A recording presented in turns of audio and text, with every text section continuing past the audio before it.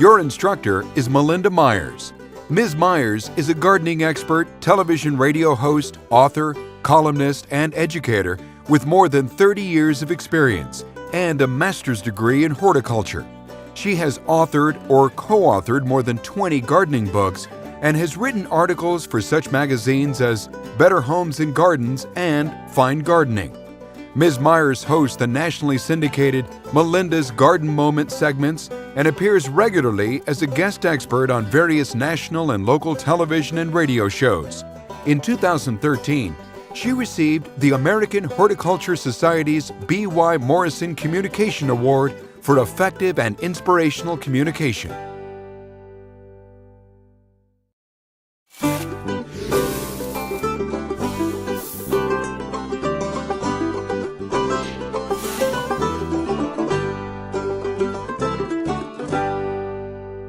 Hi, isn't this beautiful? We're here at Meadowlark Botanical Gardens. It's a great space for inspiration and ideas for your own backyard. Now, it's taken them a few years and a staff of professionals and volunteers to create this garden, but you can do it in 1 year, believe it or not. It's all about understanding the science behind growing plants and landscape designs to create a successful and beautiful garden over the long term. Let me show you what I mean. We're going to take a look at the test gardens that we planted specifically for this series for one full growing season, spring through fall. Let's take a look at what we've done. We started with empty areas and overgrown areas. We had weedy gardens and we put in new gardens. We improved the soil and renewed old beds. We added new plantings and new spaces for the homeowners to enjoy. We mixed in a few containers to add variety and texture. We looked at eyesores and we addressed and resolved many gardening challenges you may have. We started just like you, with common problems faced by many gardeners. We want to design a garden that works for you and your dream for something better. How did we get here? By following what I call the 4 R's. The right plant, for the right purpose, in the right place with just the right look. What I mean by right purpose is matching the right plant to the growing conditions and use or purpose in the landscape, whether it's screening a bad view, creating year-round interests, plantings to attract birds and butterflies, creating a cutting garden of flowers, or growing food for yourself to enjoy, and much, much more. So how do we figure this all out? Well, gardens go through a series of changes. It's an ongoing process that we'll follow with our test gardens. We'll show you methods and strategies for updating, maintaining, and managing your garden throughout the seasons, and have fun along the way. We all start with a mess and a great idea, but before you go shopping for plants, evaluate your situation. You'll want to gather ideas from beautiful botanical gardens like this or on garden tours. So the first stage is to evaluate your growing conditions and your space. The next step is planning and design. Then we'll prepare the site and plant. We'll keep things going, but continually make adjustments and improvements as needed, because one thing you're going to learn is gardening is dynamic.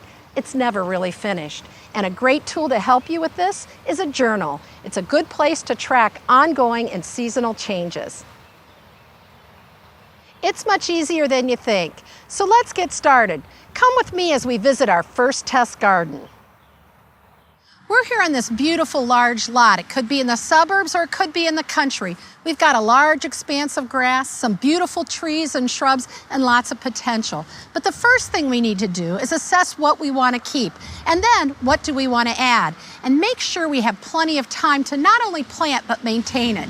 So let's get started looking at the potential for creating a beautiful landscape here on this large lot. As you can see, I spent some time walking and talking with the homeowners about their poolside area. We saw plants they wanted to keep, plants in bad shape, and lots of weeds. These homeowners can't do everything at once, so we're starting with what they can save, what absolutely has to go, and what can be moved elsewhere. We've got some plants at our urban garden that don't work there, but might work here, and that's a way to save money when you're working on your own garden.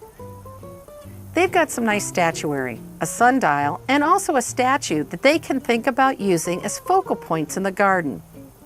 You might think about that too as you assess your own space. But let's bring this back to your garden. What do you need to do to get started with an old flower bed? One of the most common questions I get about perennial gardens is what to do when they're overrun with weeds or that aggressive perennial that just took over. Well, the first step is to identify those plants you want to keep and set them aside. Just like this peony. Here we're going to make sure that we take all of the weeds out of the rhizome of the peony, because the worst thing we want to do is replant them back in with the plants. We're going to set our plants aside, cover those roots up so they don't dry out, and save them for replanting once the beds and the weed are under control. Now we've got to deal with all these weeds. One of the problems are not only the roots, as you can see here, which are prolific, but also the seeds that proliferate. So we can dig these up, but as you can guess, this would take a lot of work. Cultivating propagates more plants, so you'd need to do it for 2 seasons and monthly. That's 2 gardening seasons you miss. We can also use Roundup, kill off the weeds once the good plants are gone, wait a couple weeks, take care of any other weeds that sprout, and then work in and amend our soil. We've decided to go with the Roundup. So once we've got the weeds under control, we're going to get in and work the soil before we put our new plants in this bed. Wow, what a difference. We got the weeds out, we preserved the perennials we want to keep, but we're not quite ready to get started planting. So a couple weeks ago, I took a soil test. Basically, I took soil about 4 to 6 inches deep from several places around the garden, mixed it together so I'd have a good representative sample. And 2 weeks later, I got the results back from a state certified lab. You may want to call your extension service to find the nearby service for you. What I found from the soil test is my pH is neutral. No need to lime. I also found I needed some nitrogen, good for growing leaves and stems of plants, but I'm high to excessive in phosphorus, good for flowering, fruiting, and roots, and potassium, good for disease resistance and hardiness, so I don't need to add more of those nutrients. Because of my soil test results, I decided to use an organic nitrogen fertilizer. By using this, I'm providing low level of nitrogen slowly over a long period of time, so I won't burn my plants, even if it gets hot and dry. I also know that I have a non-leaching source of phosphorus. But the cool thing about this product is that when the plants, the microorganisms, work on the fertilizer, they release the phosphorus and potassium that's tied up in your soil. So many of us have high to excessive levels of phosphorus and potassium, and that comes from years of doing 10-10-10, 12-12-12, or other complete fertilizers in our gardens and landscapes. So when the microorganisms work on this fertilizer, it releases some of that phosphorus, good for root development, flowering, and fruiting, and some of that potassium as well. So we get a double benefit. We are going to use this fertilizer in a hand spreader to distribute it evenly over our soil so that we can mix it into the soil. In this case, we just put it on the surface, and when we plant, we're fine. Now, we've got the soil ready, but we're not quite done. We need to do a little bit of evaluation and assessing of our growing conditions. Now, one of the plants I'm considering using is this catmint. And one of the reasons is this area is hot, dry, and full sun. Plus, our homeowners really don't have a lot of time to tend their garden, and we're nearby a pool where they plan to entertain. So we want something that's going to look good all season, will tolerate the heat and drought of the summer conditions here and the cold of this climate. You always want to pick perennials that will tolerate the average minimum winter temperature, so you know that after you put them in the ground one year, they should come back the next, and for many more to come. So we want heat tolerant for this case, cold tolerant for winter temperatures, hardy to our zone, that's what hardiness zone is all about, and suited to the growing conditions. Plus, an added benefit, this plant not only blooms all season with low maintenance, but it brings in beneficial insects and butterflies, so a little added beauty. Well, now that we've evaluated and assessed our landscape, just like you're going to do, then we can go and get started planting. Part of our planning is taking good measurements so we can figure out how many plants we really need. It's important to measure even those odd angles you find in lots of gardens. I'll get back to this later when we go into the design studio. Right now, let's take another look at the open area of the yard. We decided to add a vegetable garden to our landscape. We picked this spot because it's got full sun and great for growing vegetables. We also decided to start small because we have limited time to plant and tend the vegetables. But our problem is we've got this grass to get rid of to create a garden. There are a couple things we can do. One is kill the grass with a total vegetation killer and then add amendments and improve the soil. Or we can use a sod cutter, rent something from a tool loan center, or use a flat shovel to literally dig that sod up, use it to repair bare spots in your lawn, or turn it upside down and throw it in the compost pile to decompose to eventually end up in a future garden. Or you could do what we did, and that's creating a raised bed. We took cardboard, put it over to suffocate the existing lawn, added 12 inches of topsoil to create our raised beds. But your job isn't over because you want to pick a good quality topsoil just like any gardening adventure you have. So let's talk about that. Let's start with what topsoil actually is. It's the soil on the surface that's often scraped away when a farmer sells his land or a new subdivision is built. They take off the top couple inches of soil and sell it to be used in new garden plantings. But where do you get this? Well, you can check the internet or the yellow pages, but I recommend you talk to family and friends. Find out where they bought good quality topsoil from a reliable source in your area. And then, when you do buy it, look for a blended mix, one suited for flower and vegetable gardens, and check the quality. Here we've got a decent pot of topsoil, but we've got a lot of stones and it contains a lot of sand. So we're going to do a little additional amending. We've purchased some good quality compost. You can also make your own. We're going to add 2 inches, mix it into the top 12 inches of our topsoil to create a good consistent planting media for our plants to grow. But I've gotten a bit ahead of myself because before we plant, we need to do a little planning. So join me in my garden studio and I'll help you with that planning process so that we can be sure to have a good, healthy garden and landscape for years to come. Welcome to my garden studio. You don't need a fancy place to make your plans. Most people I know don't have a drafting table, let alone a potting bench inside their house. But you can sketch your plans at your kitchen table, coffee table, or even spread out on the floor, whatever works for you. Okay, so what do I mean when I say start with a plan? Well, I'll take you through the process we used when designing changes for our large test garden. To make sketching easier, you may want to gather a few of these. A tape measure. We're going to be measuring out our garden space and developing a plan, so you're going to want to use a long tape measure. 50 feet, 100 is even better if you have that available. A straight edge. It makes it easier. I have one that's a scale to help in terms of translating measurements into my plan and keeping it on scale, but you can just use a regular ruler. A template of circles. I thought this one was kind of fun because not only did it have the circles to represent the plants, but it also had some of the plant shapes and sizes. Makes it a little more attractive and I think a lot more fun. Graph paper, available at most office supply centers. It's a great way to draw to scale using the little squares for measurement.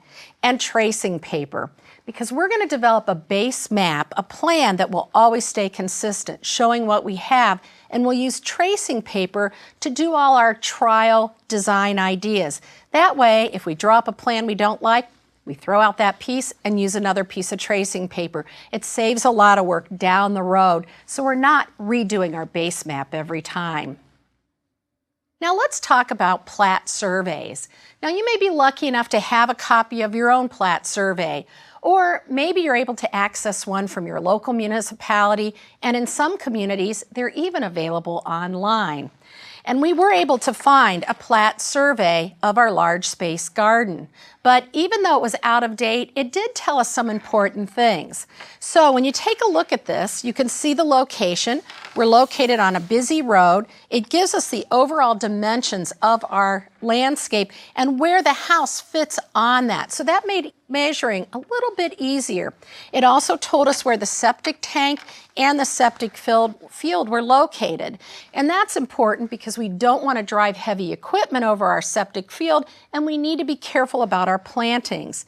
And it also gave us kind of an area where the pool was located and the fence as well. Now we updated it by drawing in the more recent changes. And to do this, we needed to do some measuring. Now here are some pointers on measuring. When you're looking at Measuring your landscape, pick one place that's always going to be your starting point. Maybe it's the back corner of your house. You'll measure from there out to one boundary, there to another boundary, there to the third boundary, and to the back. That way it's all consistent. You'll make sure you place all your hardscapes properly on your location, and then you can draw out from there. That will help ensure that your house is properly sited on your plan and all the other features. If you measure from separate spots, who knows what you'll end up with. Now, let's look at the design of our large test site. I want you to see the drawings at the various stages. After taking some measurements, we updated our plat survey and developed a base map. As you can see, we kept some of the important details and added some updates. The neighbors and the homeowners created the shared driveway, a new addition. The homeowners also created a turnaround drive, so we wanted to make sure to capture that as well. The other thing we have are some of the existing plantings, the large trees on the property that tell us about the sun and shade patterns. And we've got the exact measurements for the fence, the propane fill tank, and where the pool actually ended up. We added the deck and the air conditioner, and those are our permanent features. This is going to be our base map that we'll keep referring back to. We'll use our tracing paper overlays to add new additional information and to try out our changes as we do our planning. Now, the first overlay we typically do is related to weather conditions and views as well. So as you take a look at this, we've got a very busy road, and that means noise and it means salt spray from the cars passing by. So we want to capture that. They have a bit of a windbreak in there right now and a noise barrier, but we might want to beef it up a bit. The winter winds typically come through between that barrier and a few other plantings and reach the house. We're going to want to monitor those and see if we need some additional plantings that will help reduce those wind problems. Now, the house is built on a hill, so the ground slopes away. That means no drainage problems for us, but it's good to capture some of those slopes so we can keep that in mind as we develop our gardens. Summer breezes and at times gusty winds are coming from this direction, and because of the neighbors' plantings often swirl around behind this garden fence and even within the pool area as well. So we're keeping that in mind. Now, north is to the top of the diagram here, so the winter sun is coming from the south.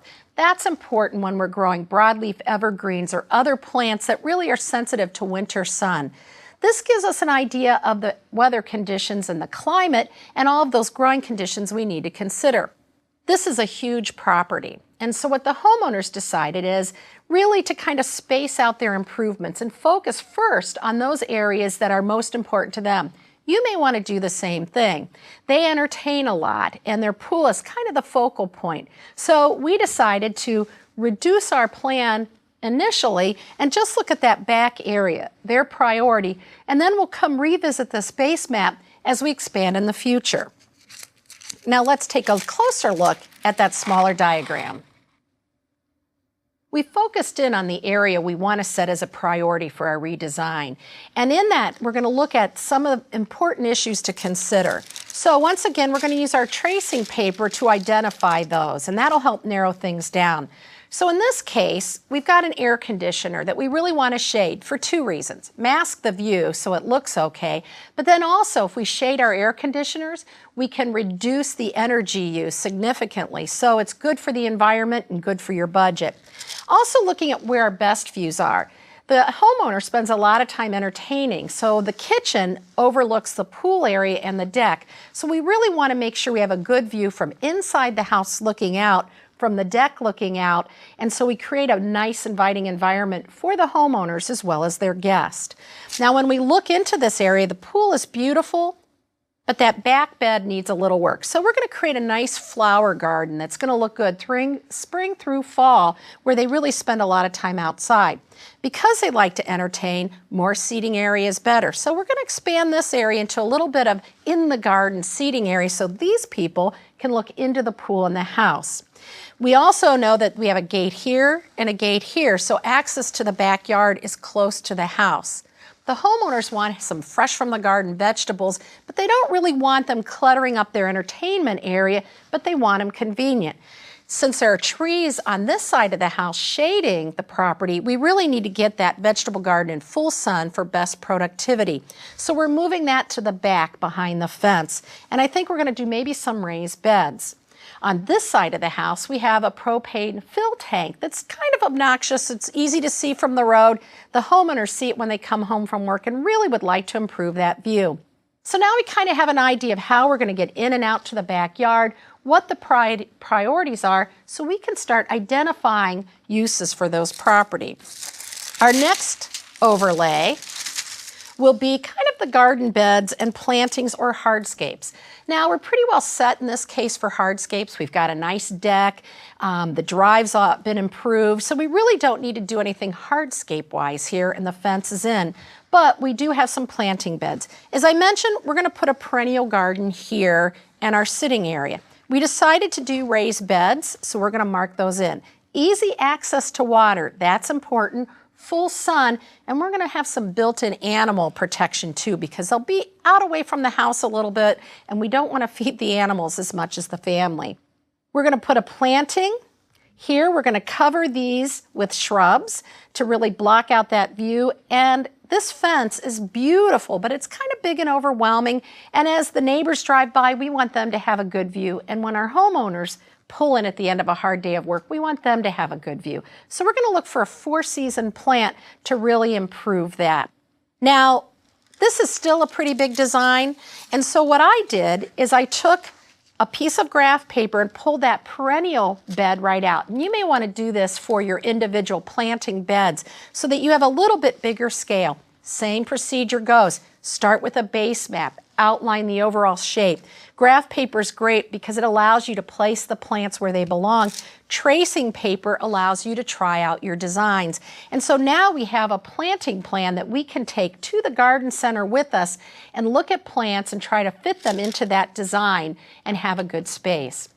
So we've sketched in some potential for planting beds, a few of our desirable plants, and we're going to do some things that we know we'd like to do, but they may change as we move along. So throughout this process, we'll do a reality check as we visit the garden center, as we bring our plants home, and throughout. So we want to keep amending this plan. You probably will too, because this is just a draft.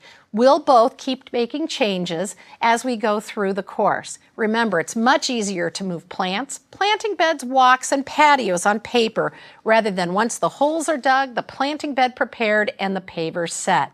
So starting with a plan will save you time and money, and it'll save you a lot of frustration replacing ill-suited or improperly placed plants, and the money spent on too many plants, one of my problems, or those not appropriate for your design. It's kind of like going to the garden center with a grocery list. So if you're feeling a bit overwhelmed by all of this process, you may want to call in a professional. But doing a little homework ahead of time will ensure you get the best design and one that reflects your personality as well as you're doing this process. And the good news is some garden centers and nurseries even provide design services if you purchase the plants from them. As you develop your planting areas, consider the various types of plants you may want to include. Some plants will provide just a season of beauty, others a year, and still others multiple seasons and years. Annual plants complete their life cycle in just 1 year. They start as a seed, grow, flower, produce seeds, and die. Now that's botanically speaking, but there are also plants that we treat as annuals because the cold winters or hot summers stop their life and they complete that cycle in 1 year due to the weather. And if they were in a milder climate, they might last for 2, 3, or more years. It may help you to think of planting it annually to keep annuals and perennials straight. An annual, botanically speaking, is a sunflower. But a climate annual, climatically speaking, an annual like wax begonia, for me in a cold climate, it completes its life cycle in 1 year. In milder climates, it can grow for several years. So it's really a perennial for some and an annual for others. Now we use annuals for color throughout the season. They're great in containers, in the garden planted in mass, or mixed with perennials, trees, and shrubs. Now here are a few flowers commonly grown as annuals. And if you're in a warmer region of the world, you may be growing some of these as biennials or perennials. Sunflowers are a favorite for gardeners, and they're fun to grow with kids, and I love them too. Great from seed to flower, and you can enjoy eating the seeds and enjoying the beauty of the flower, but you may also enjoy the birds and the squirrels it attracts to the garden. And it's a fun, easy plant for kids and great to measure the sunflower as it grows along with the young gardeners in your life. Ageratum or floss flower is a wonderful annual that comes in white, blues, and pinks, often used as the blue in the annual garden. I like the taller Blue Horizon variety that gets about 18 to 20 inches tall. Excellent as a cut flower. I like to plant it with perennials because that taller variety looks as a little looser, a little more open, and looks perennial in nature. The shorter, more compact varieties are great around the garden edge. Lobelia, excellent in cooler temperatures, so great where your springs and falls are cool, or if you grow in an area with lots of sunlight but cooler temperature. Beautiful blues, whites, and it makes a nice trailing or edging plant. Celosia or coxcomb, great for hot, dry areas, an excellent cutting flower, and it holds its color even when it dries. The crested variety kind of looks like colorful coral. The plume types are nice and airy, and the wheat forms have small flowers on short or tall plants. Gazania or treasure flower is great for hot, dry conditions. The flowers close up late in the day, so use them in containers or gardens where you can enjoy their beautiful flowers throughout the day. Petunia is a longtime favorite of gardeners, good and tough. I've used them in a lot of urban garden projects where they take a little bit of abuse and a little bit of benign neglect. So if you're a busy gardener, it's one to include. And if you like to tend your plants, there are many choices available. Verbena, there are annual and biennial forms of verbena, and it's a wonderful plant. Great for hummingbirds, great for butterflies. The creeping trailing types are good as an edge. The biennial Verbena bonariensis, we'll talk about that. I grow as an annual in colder climates, is tall and great for attracting hummingbirds and butterflies to the garden, but it can be weedy in milder climates. Heliotrope, an annual for many of us, has fragrant flowers in white, light blue, or purple. Wonderful in containers. I use it by my front entrance, so when people come to visit, they get a nice, fragrant welcome. Salvia, there are annual and perennial forms, but the annual forms are great for cutting, good for color all season. Hummingbirds love them, as well as the butterflies. In fact, we were doing some work out in the garden and the hummingbirds were nectaring on the salvia and all the big pots, and it was wonderful to be amongst the flowers and the hummingbirds. Nicotiana, fragrant at night. They vary in size from about 8 inches to 5 feet tall. Fragrant flowers in the evening, white, pink, red, lime green, yellow, lots of choices available. They will reseed as well. And fuchsia, a great shade plant. Needs moist soil, must have shade. Great in hanging baskets, great in the garden with the upright type, and excellent for bringing hummingbirds to your garden. Now, biennials spend their first life just as leaves in the garden. In the second year, they produce leaves and flowers, seed, and then die. Foxglove is probably one you recognize. If you plant these 2 years in a row and allow them to reseed, it almost acts like a perennial in the garden. Now, there are many biennials that are traditional favorites. I mentioned foxglove, so you may want to include some in honor of a family member, in honor of a memory, and also you can plant them from seed right in the garden, and that'll save you money and time, as many of these are self-seeding. Foxgloves, I mentioned before, are great. Upright plants, good for shade. Their tubular flowers really add a lot of interest to the garden. Sweet William is a much smaller scale, a member of the carnation family, and just has, sweet as the name implies, small flowers, look like a bouquet above the leaves. Hollyhocks, nice bold flowers, great for full sun. Even though they may have some problems with insects and disease, you can mask that with nearby plantings. And some of you may have even made hollyhock dolls from the flowers when you were young. And parsley, we usually grow that as an annual, but if it overwinters, it will come back and produce seeds and flowers. Flowers first and then seeds.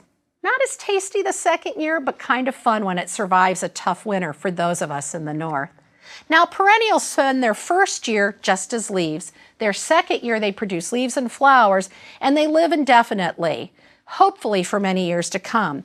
And you may have heard the old saying, the first year they sleep, The second year they creep, and the third year they leap. So patience is needed to let them reach their full size. Coneflower is a good example of a perennial. Now, over time, growing perennials can save you time planting and money spent buying annuals every year. You can divide and trade perennials with friends and relatives. It's a good way to save money and memories. It's a great heritage plant. Now, you might have heard when you plant perennials, you're done. No additional work is needed. And as you've seen, perennials, like all plants, are living and require care, but much less than others. I always am asked by gardeners, I'm looking for the perfect perennial, one that blooms all season, requires no maintenance, and is inexpensive, or better yet, free.